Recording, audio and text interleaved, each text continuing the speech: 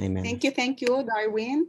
So our host for this afternoon is our equally talented financial advisor, Ryan Valdez.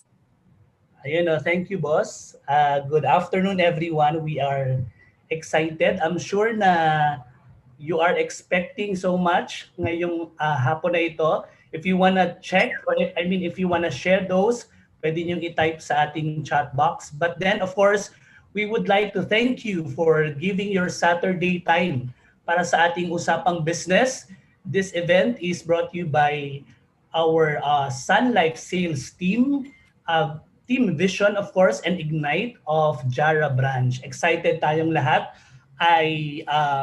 Ako mismo this morning, sinet ko na yung aking oras talaga at syempre yung aking puso as we will be expecting so much from this man. I remember having a personal encounter with Mr. Chinkitan.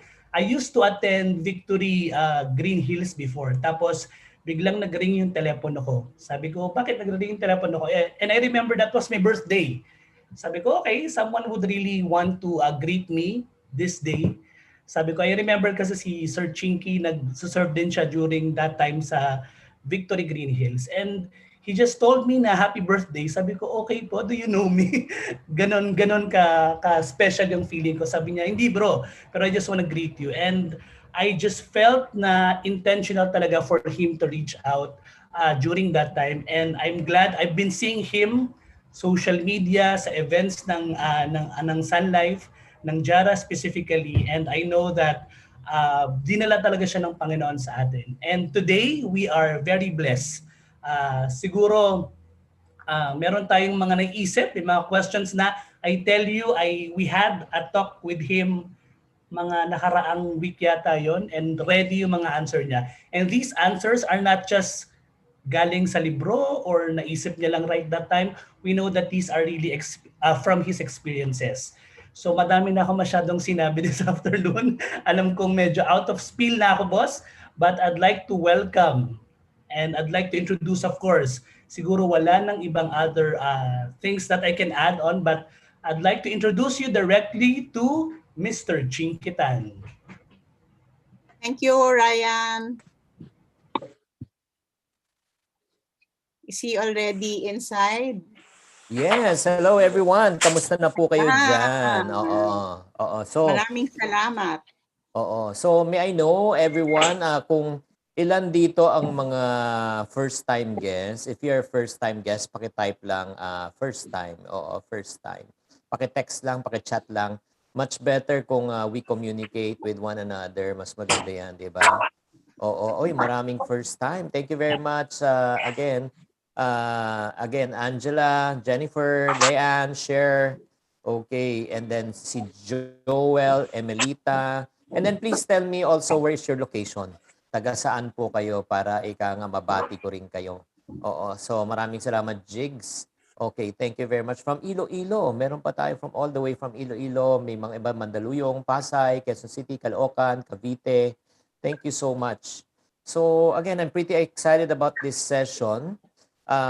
Especially, I'm sure you have heard already stories, no? Kanina. May nag-share na ba ng mga stories? Wala kanina? pa, mamaya pa para surprise. Okay. Mauna ka muna. Ganun ba? Okay, ako pa na mauuna. Sige. Okay, guys, yun nga, parang the question like today, I would like to share with you a topic na I feel that can really benefit majority of us, no? And especially in this kind of challenging times, no? Alam naman natin ngayon na may pinagdadaanan po tayong lahat because of the pandemic. Ika nga, may mga iba na hindi talaga nakapag-prepare or may mga iba parang iniisip, ano lang to, sandali lang to, lilipas din. Oo, pero that was March already of last year of 2020. Ngayon, February na. Oo, hindi pa rin lumilipas hanggang ngayon. Nandito pa rin. strong and pa rin, fighting pa rin. Sa matter of fact, nag-mutate pa yung virus. Alam nyo mga friends, no, there's so many times of uncertainty. A lot of businesses were affected and industries were affected. As a matter of fact, one of Can we mute lang, request lang everyone to mute the mic lang para hindi natin marinig yung background ng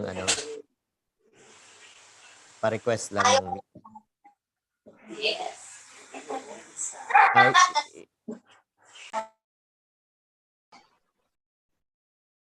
okay. So yun nga, parang even one of my biggest client, no, yung Shangri-La, they have to close down one of their branch.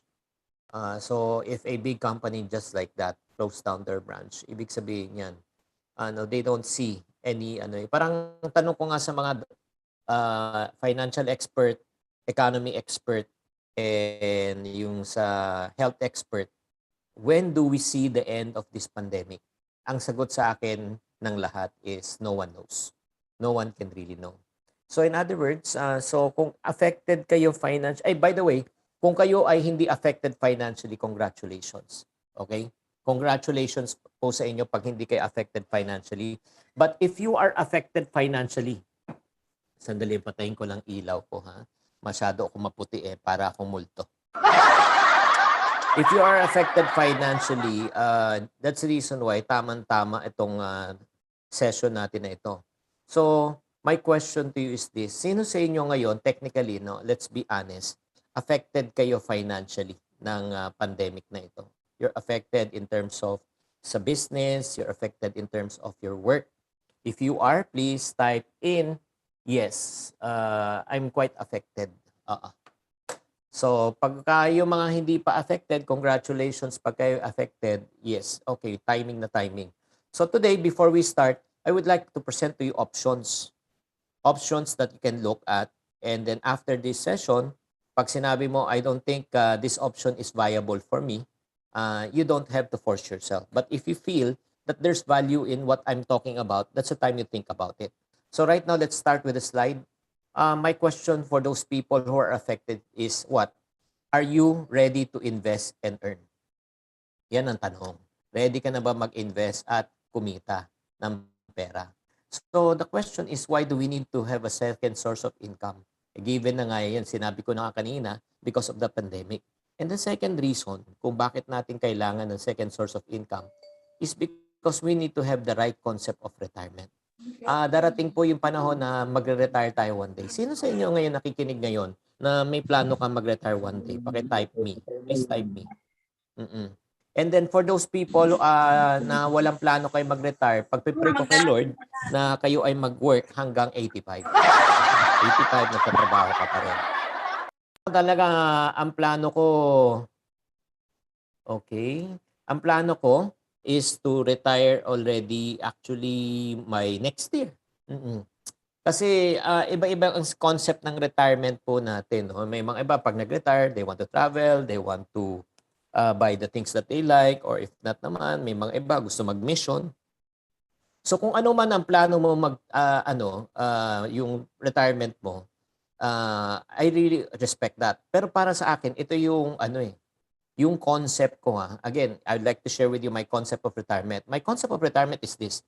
Even if you stop working, your source of income will never stop. I will repeat.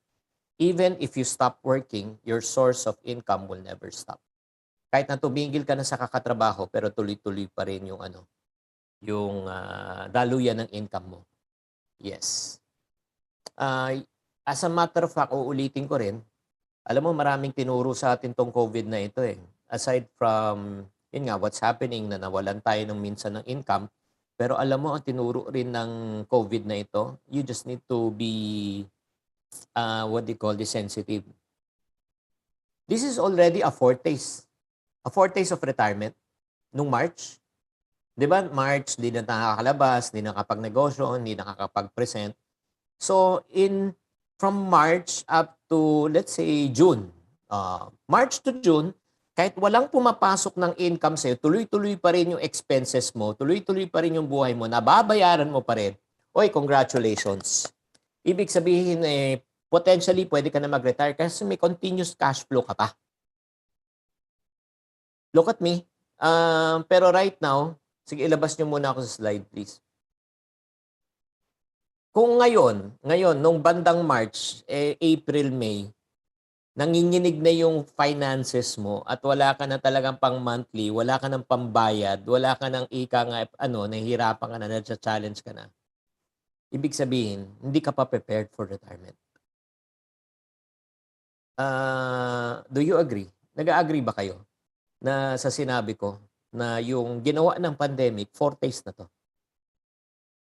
Mawalang galang lang ito sa mga taong kumikita na malaki. Sige, benta ka na malaki. You sell. Nasa Sun Life naman ngayon. Malaki kibenta mo. May kita ka. Nung walang benta, wala ka ng kita. Oo. So in other words, you and I cannot depend on what we call as active income. You and I must also build what we call as our passive income. Ang ibig sabihin ng passive income even if you stop working, your sources of income will never stop. Tuloy-tuloy pa rin siya. Tuloy-tuloy pa rin siya. And that is my heart for everyone who's watching this right now. Na to really advise you kasi ultimately gusto natin to live better lives. Di ba? Sino sa inyo gusto gumanda ang mga buhay? Type me.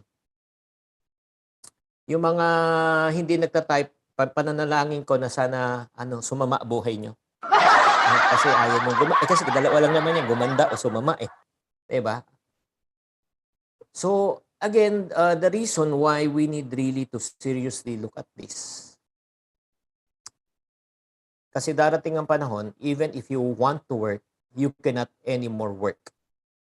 Physically, mentally, So, let me tell you this, At the age of 65, balik tayo sa slides, ladies and gentlemen. 45% are dependent on their relatives. 30% are dependent on charity. 23% are still working. And I hope, especially to all who's watching, whether you're part of Sun Life or you're a guest, wag naman sana na, imagine mo, all of your life na nagwo-work ka na. Tapos pagdating pa ng retirement age mo, pinoproblema mo pa rin pera. Ang hirap nun. Parang naging slave na tayo sa pera, di ba? And out of 100%, only 2% are financially independent. Really? Prove it. What if a couple retires at the age of 65? God extends your life to another 20 more years. You live up to 85. Let's just count your meal expense alone, pagkain lang. Let's compute. How many days in a year? How many days? 365, di ba? How many meals? Di ba? Ang kakainin mo per day. Dito sa Pilipinas, 5. Breakfast, lunch, merienda, di ba? Tapos dinner, midnight snack. Oo. So times 20 years, kayong mag-asawa, 2, 2. That will be a total of 43,800 meals. Magkano na budget meal today sa Jollibee? Help me nga, guys. Nagja-Jollibee pa kayo? Umu-order kayong budget meal? Magkano? Paki-type. More or less 80 to 100. Meron pang 50 pesos, 1-piece burger steak without drinks. Ang drinks mo sa live ba? Project 20 years from now, tataas presyo bababa. After 20 years, tataas bababa. Palagay nyo, Darwin. Tataas. After 20 years, gumanda ekonomiya ng Pilipinas. Dollar exchange, 1:1. Gasoline per liter, 5 pesos per liter. At saka presidente na ng ng Pilipinas, si Yorme Isko Moreno. After 20 years. At ang budget meal ng, imbis na tumaas, bumaba from 50, naging 25 pesos. Naging 25 pesos. Sa palagay nyo, mangyayari yun? Sa palagay nyo, mangyayari yun? Ito. Mangyayari po yun. It will happen. Yes. Talaga? Oo. Yung 25 pesos per meal, yan na po ang presyo ng Lucky Me Chicken Beef Mami Noodles. Yan na yung yan ang kakainin mo for the rest of your retired life. Kayong dalawang mag-asawa, kakainin nyo noodles. Kaya pag kinakamusta, Lolo, kamusta na kayo? Lola. Bok-bok chicken beef flavor. If you multiply 43,800 meals times 25 pesos, how much do you need to save before you retire? At the count of 3, basa. 1, 2, 3, basa. Basa. 1,095,000 pesos. Grabe. You and I, my friends, need to save 1,095,000 before we retire so that we can eat noodles for the rest of our lives. Mind if I ask this question? Is rent included? Is the utilities included? Water, electricity, education, medication included? When I say hello, can you please say hi? Ilabas nyo nga sa screen. Pakilabas. So, eto lang, ganito lang ka-simple. We live our own lives. If we just take this lightly right now, let me tell you this. Medyo challenging. And for those people who are able to save money, na before retirement, 20 million, 30 million, okay, fine. Alam mo bang mabilis maubos ang 20 to 30 million? Bumili ka lang ng property, ubos na yan. Alam mo, given a choice, yun nga yung parang sa loto, lump sum versus monthly, yun na may pumapasok, yung monthly, lump sum and monthly. Alam nyo, mas maganda na option, ano sa palagay nyo mas maganda? One time, big time, bigyan ka ng 200 million or yung may monthly na may pumapasok sa'yo na 200,000 a month for the rest of your life. Anong mas palagay nyo maganda? 20 million na lump sum or 200,000? Oo. Bakit staggered? Kasi you cannot spend the money that you do not have. Alam mo, ang maximum lang expenses 200. Pero pagka 20 million ang binigay sa iyo, baka ano lang yan? 2 months, 3 months ubos.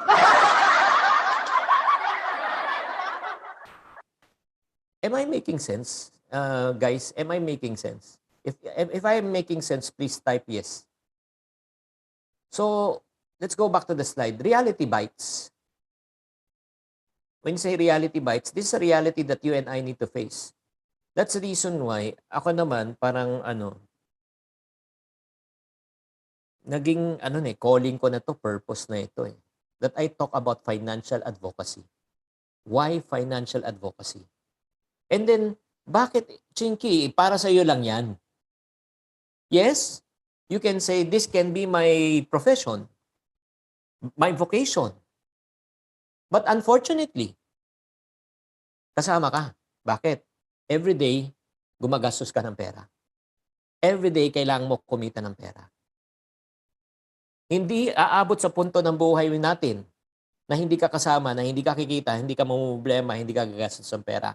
So, if you are part of the equation of earning money, spending money, ibig sabihin, you should learn also about financial advocacy.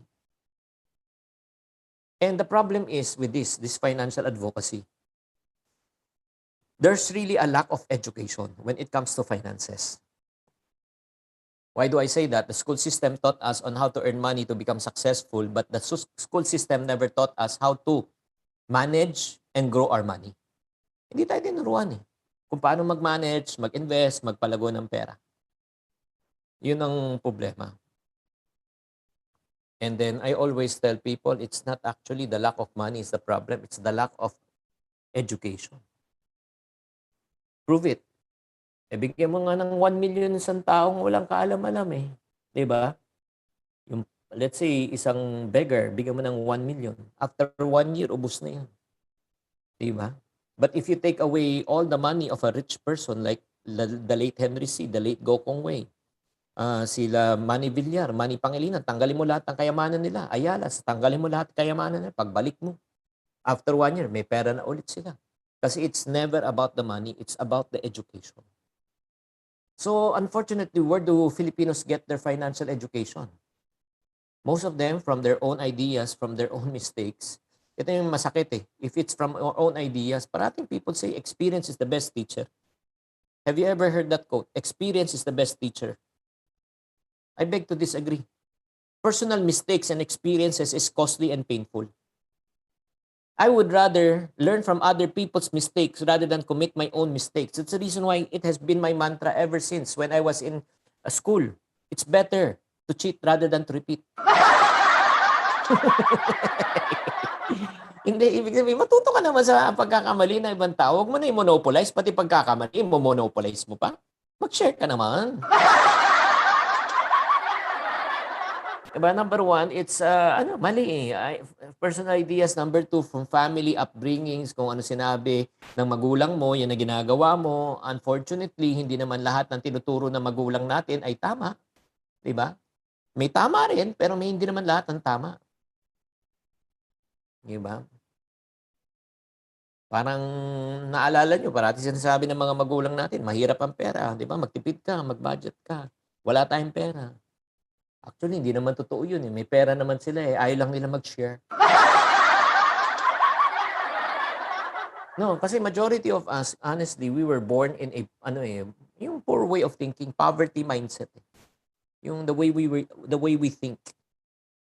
Alam mo, ito lang, kung ikaw magulang ka, labas nyo nga ulit, please, ilabas nyo lang ako. If you're a parent here, if you want your children to really, change the way, they think. Try to eliminate this vocabulary, these words like wala kang pera. That's not true. If you have 1 peso inside your wallet, may pera ka, kapos lang. Dapat ang sabihin mo, kapos sa budget. Wala sa budget. Don't ever say that it's expensive. Mahal yan. Naku, huwag mong bilhin yan. If you say that it's expensive, friend, ang ibig sabihin niyan, you're poor. Alam mo, nothing in this world is really expensive. Ang expensive kasi, very subjective yan. Sige, let me ask you this question. For you to eat at Jollibee at 50 pesos, affordable or expensive? Paki-type lang. Jollibee, 50 pesos. Affordable for you. But for people who talagang walang-wala, who lives in the slums, expensive yan. For you to buy a bag na 2 million bag na Hermes o Hermes o Hermes. 2 million na bag. Affordable, expensive. Expensive para sa iyo, pero para sa kumikita ng mga 100 million a month or 10 million a month, ano yan? Affordable yun. Nagigets nyo ba? Walang expensive sa mundo eh. Depende yan sa tao. Kung tunay na expensive yan, dapat hindi na-create yan. Bakit na-create yan? Kasi may market eh, may buyer. Hindi lang ikaw, hindi lang tayo. Kaya nga starting today, dapat kaya nga never in our household that I always tell our kids, never say that it's expensive, that we cannot afford it. Sasabihin natin, ngayon, as of now, wala pa sa budget. Pero, pag-iipunan natin yan, we'll find a way, darating ang panahon, mabibili natin yan. Especially if you're a parent here, no? Please, you should be a dealer of hope. You cannot be a stealer of hope. Minsan kasi nagtatanong tayo sa mga anak natin, anak, ano gusto mo paglaki mo? Nay, gusto ko maging doktor. Ano masagot mo? Ano, nasisira na ulo mo? Alam mo ba magkano yan? Ilang taon ako mag-retire? Hindi na ako magre-retire? Ha? Pinag-aaral mo pa. Kung nanakawa mo lang ng pangarap, dapat, we as parents, ang dapat sabihin natin, anak, maganda yan. Kung talagang gusto mo yan, pagpipray natin yan. Pag-iiponan natin yan. Because I do believe that God will provide.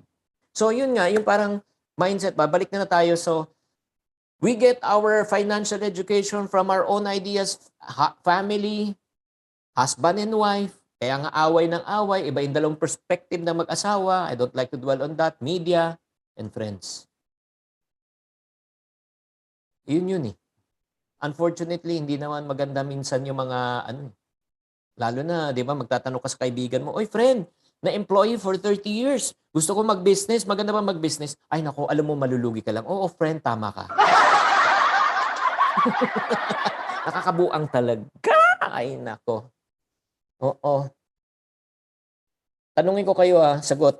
If you want to get a legal advice, kanino ka magtatanong? Legal advice.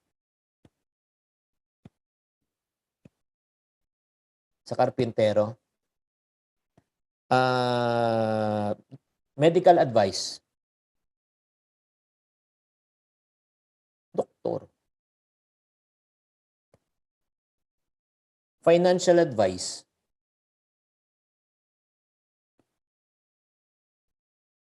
Financial advice. So, may pangalan po si Darwin. Business advice. Business. Naks naman sa akin na naman. May bayad ko. Hindi sa businessman, pero kadalasan, kanino tayo nagtatanong? Sa friends and relatives natin na hindi pang nagnegosyo. And then we put value in what they say. Ay, nako. Kaya nga mix up. Again, I'm not saying that I'm the best at what I'm doing, but the point is this, kulang eh. Kaya nga, wrong input, wrong output. Get wrong advice, ganun din. And another reason why financial advocacy is because of complacency. May tendency kasi tayo maging complacent lalo na kung if you reach a certain point in your life that you feel you're comfortable, you feel that you are comfortable. Ito lang according to Dr. Alvin Ang, an economist, an overwhelming majority of Filipino aspire for a simple and comfortable life. Masama ba yun? Hindi. Hindi. 79%. 79% aspire for a simple and comfortable life. Wala namang problema yun. Pero pwede bang magpakatotoo? Ilabas nyo nga ako sa screen. Pwede tayo magpakatotoo. Sino sa inyo may plano na mag-travel? Bumili ng bahay, sariling bahay. May rest house, magkaroon ng sasakyan. Dami. O, friendship, hindi simple yan. Hindi simpleng buhay yan. Parang, talaga parang weird na weird talaga.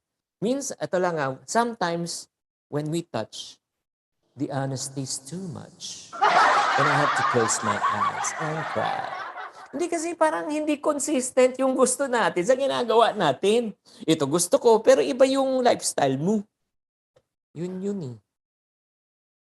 Gusto mo simpleng buhay, pero basta, alam nyo na. Alam nyo na to. Number 3, why need to teach financial advocacy? Because of wrong priorities. Mali yung priorities. Tanungin mo yung Pinoy. Sige nga, priority mo ba pamilya mo? Sige nga, test tayo. Priority mo ba pamilya nyo? Pakitype nga, yes or no. Do you believe that retirement fund is important? Retirement fund, yes or no? Do you believe in protecting your family? Diba? Protection for your family in terms of having plans. Mga life plan, health plans. Diba? Yung mga life insurance. Importante ba? Yes or no? Lahat naman nag-agree. Pero tignan mo naman, saan nag-spend ng pera paglabas ng sweldo? Sige, tingnan natin. 38% saan pumupunta? Food and beverage. 15% rent, 11% child education, 10% house utilities. Tapos, transportation 10%, 8% travel and leisure.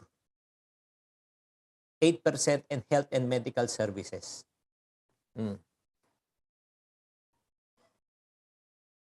What does this say? May mismatch.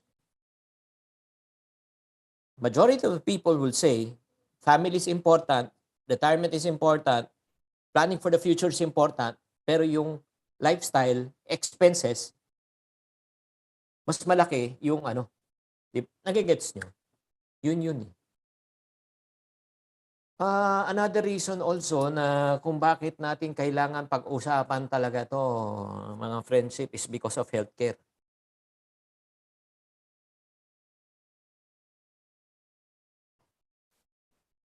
Panahon ngayon, we are under a pandemic, may health threat tayo. You pray hard lang. Pray hard that you and I don't ever contract this virus. May kakilala kayo na virus na. Nagka-COVID. May kakilala kayo. May I ask kung magkano yung alam yung hospital bills nila? Sige nga, pakitype lang. Mga magkano sa palagay nyo? Yung nabalitaan nyo lang. Oo. Yung 8K a day, ano yun? Francis, ward yata yun sa ward. Ang mga average 500K pataas. 500K pataas. So maghanda na no ng at least 500K pataas per person 'yan, and pag-pray natin wag buong pamilya. So in healthcare is very important. That's number one. And aside from that, for people who know my family, my father has been going through dialysis for almost 10 years. 3 times a week. 3 times a week yun. Di ba? Parang hindi siya biro. Ayun, parang kwentuhan lang natin, pero may peso number yun eh. Buti na lang, God has been able to provide for us. Kaya pa, buhay pa si Papa. Paano kung wala? Next, retirement money is a big issue. Kahapon nga, may kausap ako isang Chinese nagpapakonsult sa akin. Meron daw siyang kaunting pera na lang na natitira. In Chinese, we say it laupeng. Old puhunan, yung parang pinagpaguran. Pero nung kinumpute-compute ko, mukhang tagilid siya. Sinabi ko, meron ka pa bang anak? Sabi niya, meron. Nakatira pa ba sa'yo? Oo daw. Single pa ba? Oo daw. Tanong ko ilang taon? Isa 30, isa 37. Tanong ko, may trabaho ba? Wala. Kanino umasa? Sa kanya. Patay tayo dyan. Retirement money. In other words, isang malaking problem talaga is financial security. Okay lang? Hello? Are you still there?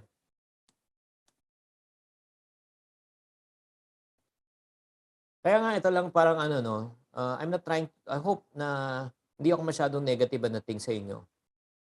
I'm just trying to state a reality. And I will not force you also, my friends, to really, be persevering.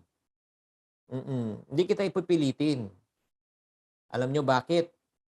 Kasi hindi naman ako makikinabang sa perseverance mo.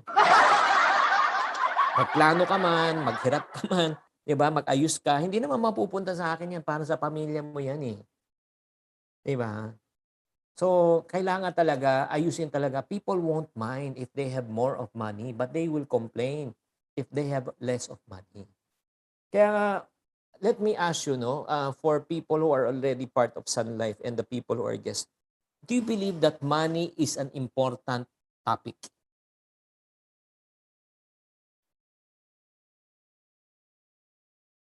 But the problem is this, most people don't want to discuss this. This is just like a big white elephant inside the room that's so obvious na hindi natin pinag-uusapan. Kasi nakakahiya ang pag-usapan. Diba kung paise, nakakahiya, jahe. Pag pinag-uusapan natin, baka sabihin materialistic tayo, baka sabihin nanghihiram tayo, baka sabihin poor na tayo. Yun eh. Pero yung problema, kailangan lahat ng tao matuto eh. Pain point to eh. It's a pain point for every Filipino.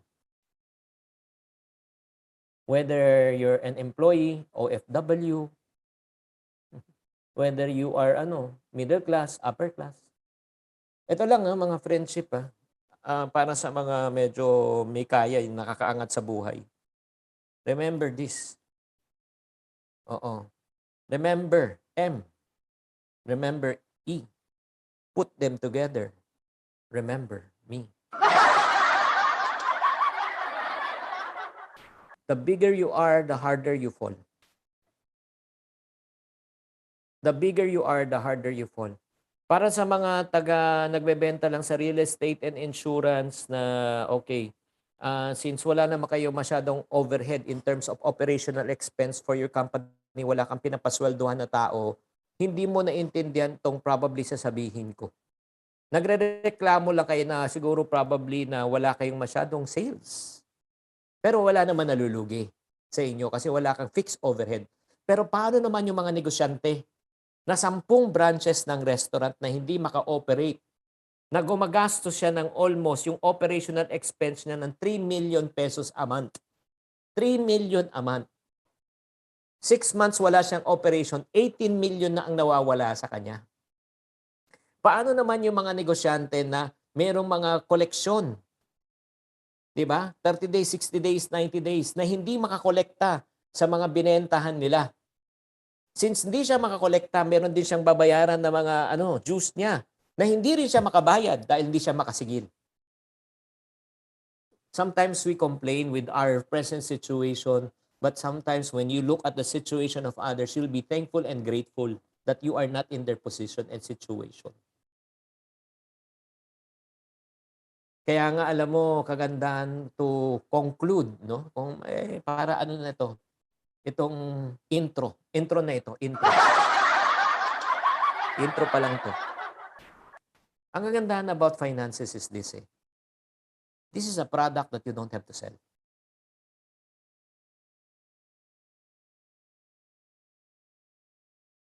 Parang ano yan, yung load data. Kailangan mo ba sabihin sa friend mo, kailangan mo ng data para yung sa cellphone? Alam mo, kahit na pinakamahal ka ng cellphone, pinakamataas ang cellphone mo, 100K ang cellphone mo, pag walang load, walang data yan, useless siya. Parang buhay din natin eh. Huwag mo sabihin na huwag natin pag-usapan ng pera. Okay, kung ayaw mo pag-usapan ng pera, walang problema. Pero gagastos ka. Kailangan mo magbayad ng upa. Pero kailangan mo pa rin pag-usapan yan. So, hindi na kailangan itong is so obvious. So, my question is this. Who among you right now is open to the idea that you want to earn extra income without affecting your career, without affecting your job, without affecting your work? Sino sa inyo interesado? So, if you're interested, okay, you can proceed. If you're not interested, tapos na yung session, you can go. Para sa mga taong interesado, the next part kasi yan na pag-uusapan ko, how to increase your cash flow without affecting your present work, business, or career. Number 1, para sa mga taong gustong yumaman, always remember this quote, never put your eggs in one basket. I'm sure you've heard of that. Financial advisors will tell you that, pag mag-i-invest ka, learn how to diversify. But this principle need not first to be applied in investment. This principle must be first applied in cash flow. Everybody say cash flow. Dapat ang daluyan ng income mo hindi iisa. Bakit, Chinky? Simple. Name me one billionaire, isang bilyonaryo, na iisa lang ang source ng income. One billionaire, na iisa lang ang source ng income. Meron ba? The late Henry C., the late Lucio Tan, the late, buhay pa pala si Lucio. Pinatay ko na. The late Gokong Wei, the very present Lucio Tan, Ayala, MVP, Manny Pangilinan, Manny Villar, wala. Lahat multiple.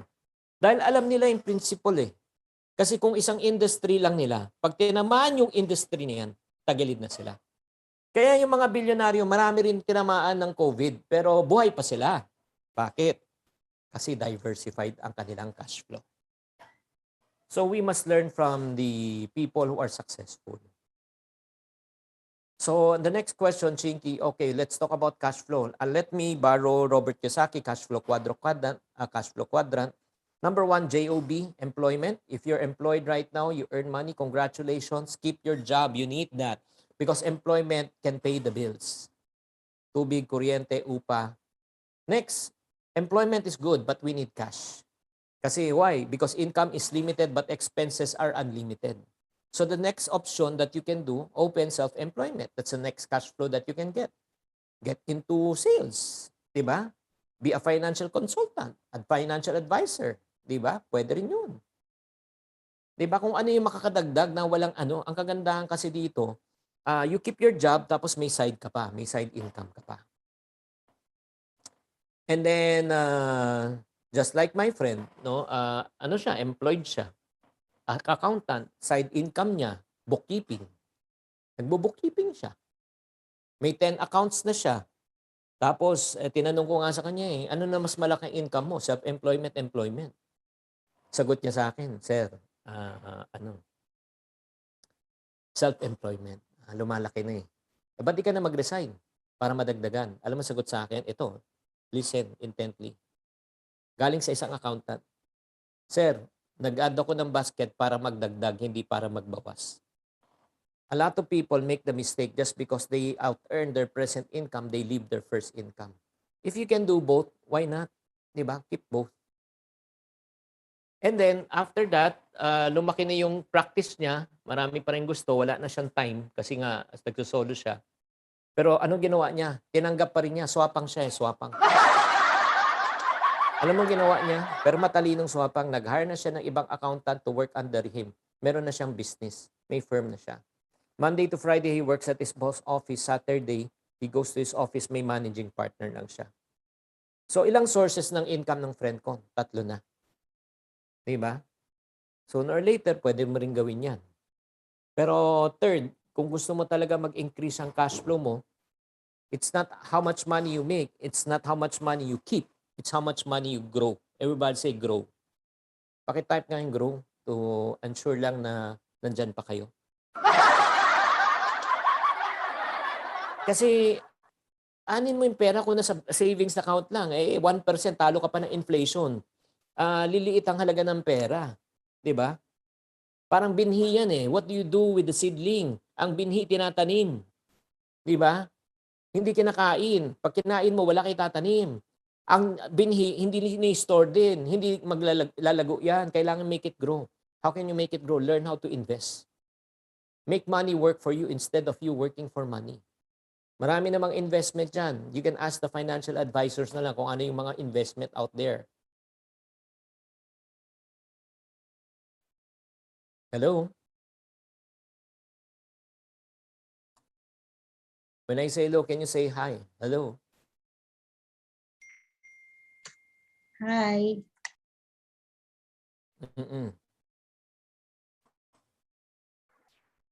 Sandali lang, ha?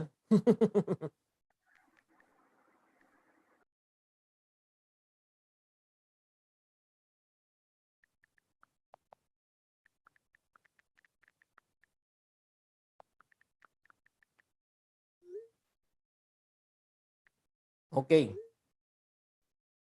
Guys, ito lang importante. Ito, bonus section ko na sa inyo.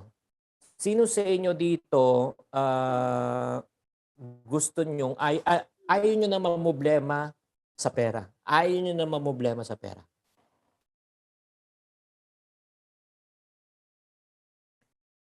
Yung mga hindi sumagot, Lord, ikaw na bahala. Bigyan mo sila ng challenge. I'll give this to you as a bonus section. Kung ayaw nyo na mamblema ng pera, you must have 3 sources of income. Pag-pray nyo na meron kayong 3 source ng income. Ano tong 3 source ng income na ito? Munggo, gulay, mangga. Type it in. Munggo, gulay, mangga. Munggo, gulay, mangga. Paki-type mo nga, Kuya Darwin. Habang tinatype, bebatiin ko lang si Leanne, daughter of Panay Mayor. Si Leanne, good morning, kasama pa pala dito. Thank you for joining us. Ano po yung munggo? Ang munggo, pag tinanim mo, after a few days, toge, ani ka na. Gulay, tanim ka 30 days. Romaine, lettuce, 30 days yan. Meron na akong farm sa likod ko, sa bahay ko. Naks naman. Hydroponics lang farm na. Meron na akong hydro.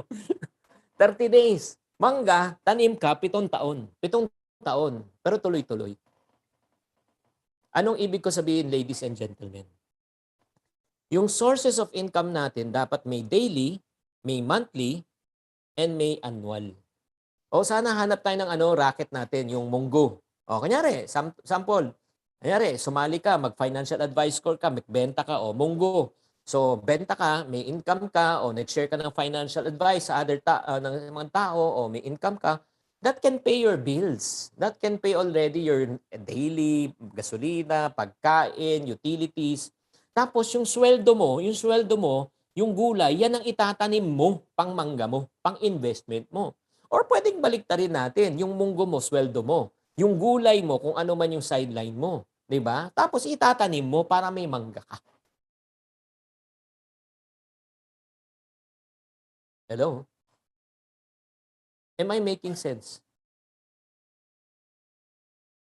Para hindi tayo mahirapan. Hindi tayo mahirapan. Kaya i-check nyo sa quadrant na ito, anong dito yung munggo sa'yo, anong dito yung mangga, anong dito ang gulay. Di ba? Munggo, ayan, gulay, mangga. Ay, pili kayo.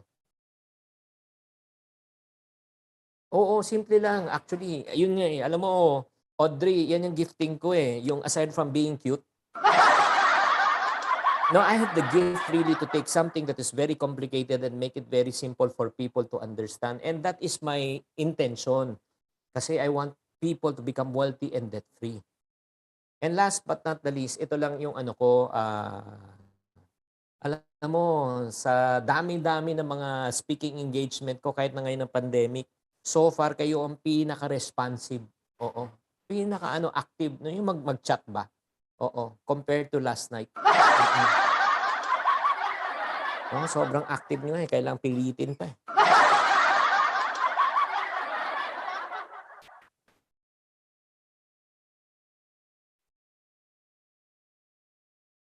Sino sa inyo yung gusto yung yung less stress sa buhay? Hindi naman matatanggal sa stress eh. Less stress. Mm-mm.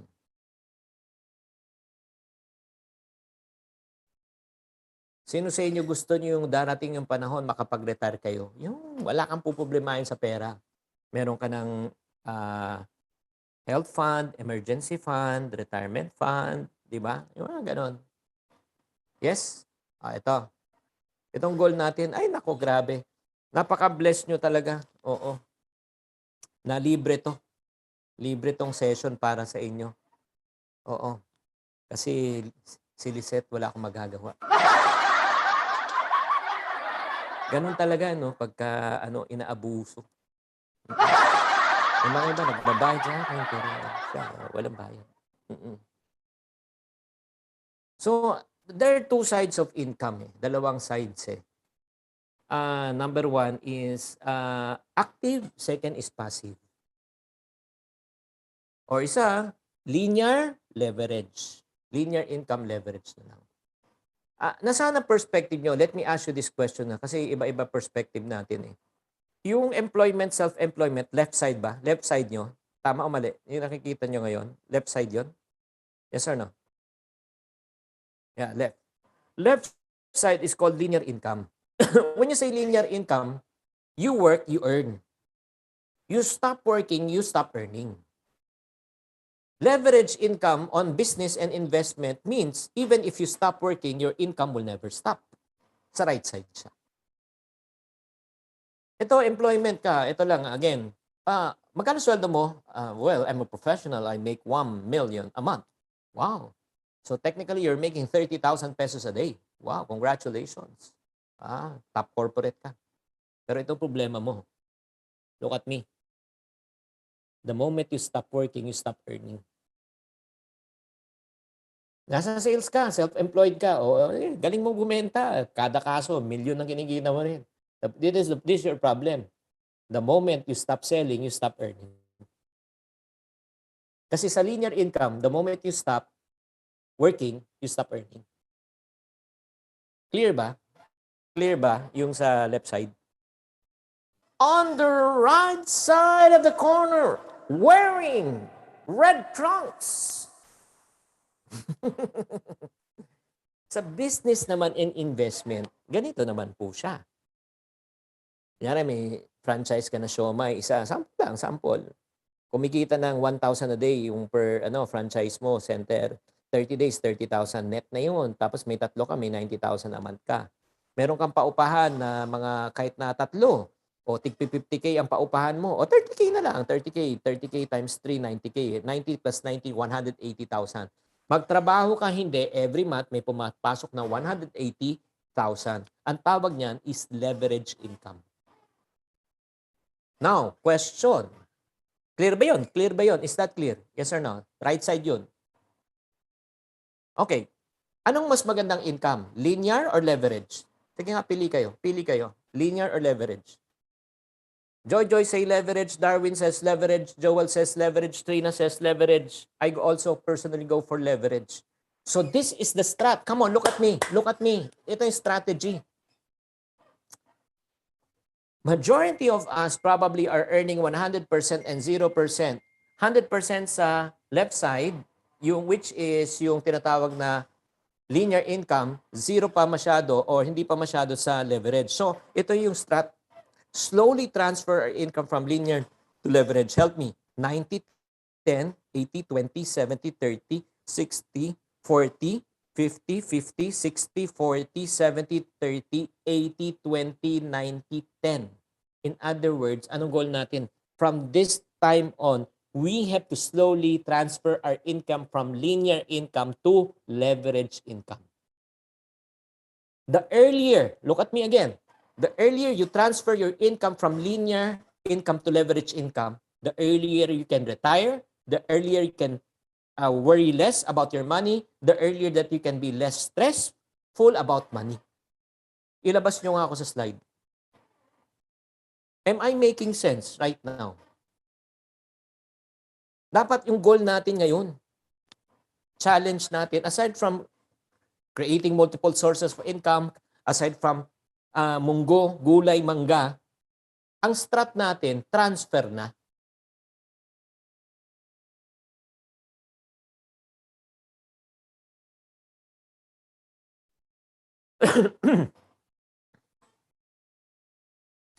Yun ang prayer ko every single day to God. God, Lord, hindi lang to earn money. Grant me the opportunity to transfer my income from linear to leverage income so that I don't have to be stressed about money. I don't have to worry about money. I can enjoy what I want to enjoy. Imagine mo guys, mga napakapalad nyo if you're below 30 listening to this. Kailan ko natutunan to? 'Di ba? Medyo late na. Pero it's never too late. Pero how I hope na may nagturo at nagmentor at nagcoach sa akin na binigay ito sa akin mga advice as early as kasi ever since I was young, ang habol ko talaga is what? Linear income. Malaking income, linear, hindi leverage. Walang masyado sa investment. Walang masyado sa property. Kasi ang habol ko, nagigets nyo, sales ako eh. Benta, kita. Pero ang problema, hindi ko na-realize, laki nga ng cash flow ko, pero wala naman ako sa leverage.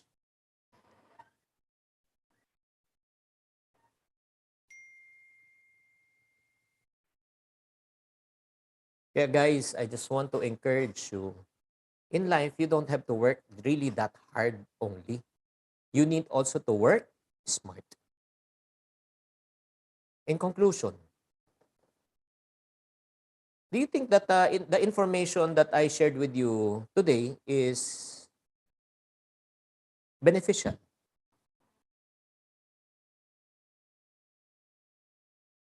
Substantial? Ano pang siyal? Special? Pinilit eh, no? Then, I'm sure naman nakakatulong, di ba? Pero alam mo, at the end of the day, information yan. Dami ng info. What's more important in life is application.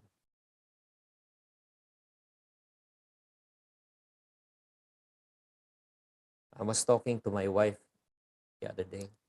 I was speaking to someone who's a good mentor. I had a good 1 hour with him. Sinabi ko sa misis ko. He's in Singapore right now. He's our pastor. No, his name is Joey Bonifacio. I had a good 1 hour with him about raising teenagers. kung ano dapat gawin. So yung 1 hour na yan, sabi ko parang feeling ko, mahal, nag-seminar ako talaga ng matindi. Sabi sa akin ng misis ko, linggo-lingguhin mo para mas marami ka pang matutunan. Sabi ko, mahal, maganda yan. Magandang idea. Kahit linggo-lingguhin ko yan, pero kung anong tinuro niya sa akin nung first week, pag hindi ko apply, walang halaga yan. Yung anong man na natutunan ko sa kanya, give me time to process, give me time to apply first. Apply ko muna, i-master ko muna, ipamuhay ko muna, pag nag-work, tsaka ako pupunta sa isa pang information. That's the problem with times nowadays. Information is out there. Too much information. The lack of what? Application.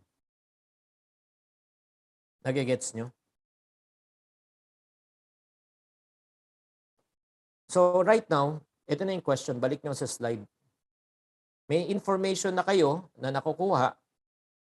Mag-decide kayo within 48 hours what you need to do with the information that you are going to receive and you have received. At the end of the day, pag sinabi nyo, I'm not decided and I'm so excited and I can't hide it. I know, I want you.